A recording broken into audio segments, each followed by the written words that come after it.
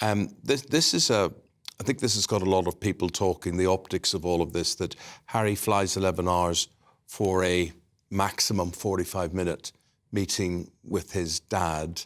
What would you like to say about that?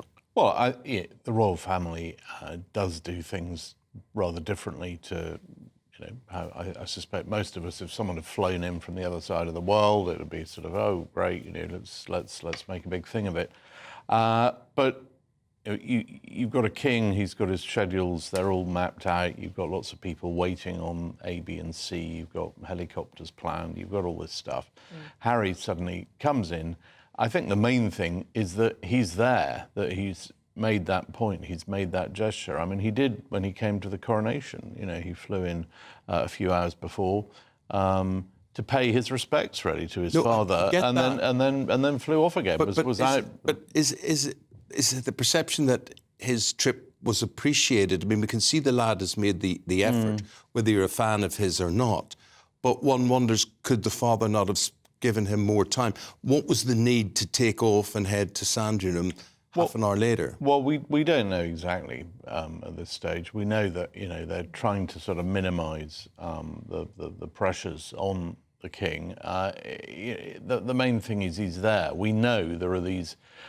If you look back at Harry's book Spare, if you look back at his various interviews, I mean, you could have a 2-week summit talking about nothing other than Harry's various grievances and still not really scratch the surface. So do you want to impose all that on someone who's just started treatment for cancer? It's a very fraught time for everybody at the palace. I think it's a case of, look, we're touched that Harry's here. Of course, he wants to see him, but beyond that, if it's going to start turning into a discussion about what about this, what about that, what am I going to get on this? He's always talked about when am I going to get my apology? These are things that I'm sure do need to be discussed, will be discussed, in a less sort of febrile environment. I mean, it's been mad the last few days, and now's not really the time to start bringing up other grievances. Yeah, 2 words there: fraught, febrile, and that's within the palace. Of course, the nation very, very concerned about the king as well. But he demonstrated this as he walked out of the hospital last week, keen to be seen for the cameras, partly to give his daughter-in-law the space and privacy she needed, who was leaving quietly out of the back door. And then again yesterday, as he made his way from Clarence House, very publicly, window down characteristically. And is this a symbol, do you think, of the kind of king that he is? That he, in spite of all the worry, he wants us to...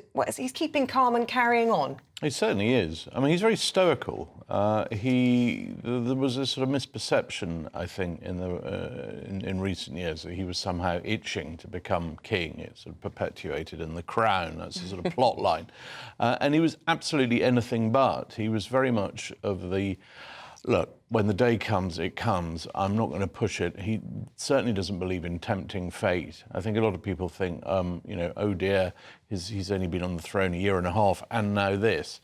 I don't think he will look at it like that. The clue was in that broadcast he did to the nation just hours after the death of the Queen, where he just talked about, look, I'll serve for the remaining time God grants me. That's the sort of philosophy, and he does have. He is a religious man. I think we've always tended to look at his views on other faiths, and that's always been the headlines, his intention to be a defender of faith and all that sort of stuff, without actually looking at his own faith. And he does have a sort of inner calm there, and I think he'll be drawing on it right now. He'll also be relying on his other son, Prince William, the Prince of Wales, in all of this, who has got 2 royal appointments today. Talk to us about William and the responsibility that now will land on his shoulders in this slimmed-down firm. Well, I think possibly a little overlooked this week is just the scale of what now lands on Prince of Wales William's shoulders. I mean, he's had... this is maybe not a shock, but I mean, it's an enormous demand placed upon him, because he effectively steps up to do a lot of the the roles that the Prince Charles, when he was Prince of Wales, was doing when the Queen was ill, and which she herself, as Princess Elizabeth, was doing when George VI was ill. It's a sort of, you are out there, you are the outward-facing leader of the monarchy. Now, on top of all that, of course, as we know, the Princess of Wales is still recovering from her surgery at home, 3 young children. So all this is coming together. It's a lot for him, but he'll rise to the challenge. I think it's good that we're going to see him today. I mean, for example, investitures. I mean, investitures are a key part of what the monarchy does. And with the King now out of action, and you've got all these people all up and down the country, they all want their honours and decorations and awards, and they should rightly receive them in the proper way. All these things, there's a lot of slack to be taken up. And just next month, I mean, we always have in March, Commonwealth Day, huge day for the head of the Commonwealth. The head of the Commonwealth can't be at Westminster Abbey for that, so I suspect that's another one for Prince William. So he's definitely going to have to rethink his diary at speed. We were talking about yesterday how he was staring his destiny in the eye, and you ask anybody who has lost a parent in traumatic circumstances to then have your remaining parent suddenly infirm, whether you're William or Harry, that's got to be triggering in some way. But he has this unique future ahead of him.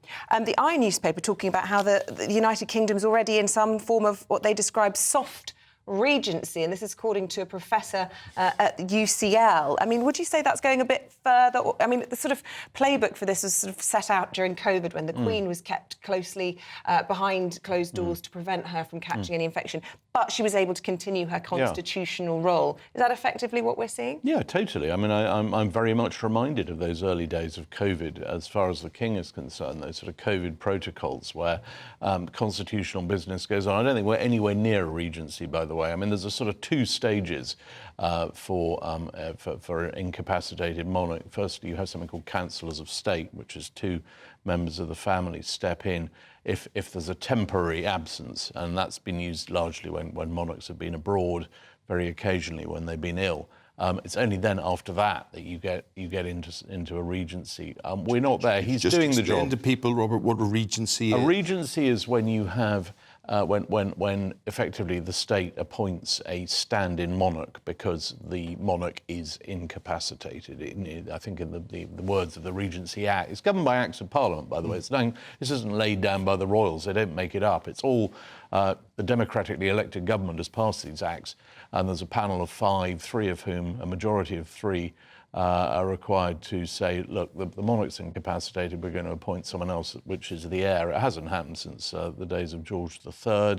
I mean, we're just simply not there. The King is absolutely on top of his red boxes, his papers. He's seeing the Prime Minister, he's talking to Privy Councillors, all that stuff. It's exactly the same as Her Majesty, her late Majesty, was doing during the COVID pandemic. And let's not forget, I mean, the Prince of Wales, as he then was, now King, was the first member of the family to go down with COVID, and those were very worrying days. I remember then, and yet within 10 days he was on a video screen opening a hospital. Yeah, but Robert, it's less than a week, I think, or maybe exactly a week since we last spoke to you, and we wait all this time to see you, and then we're very lucky to get 2 visits in a row. But this is not the start to Charles's reign that he would have hoped for after having waited all these years to become king. How much of a blow is it, do you think, for him personally to have to be, for a workaholic to have to put his feet up in this way? Well, I think he certainly won't like being kept away from the public side of things. I mean, the workaholic bit, by my understanding, is that the problem is trying to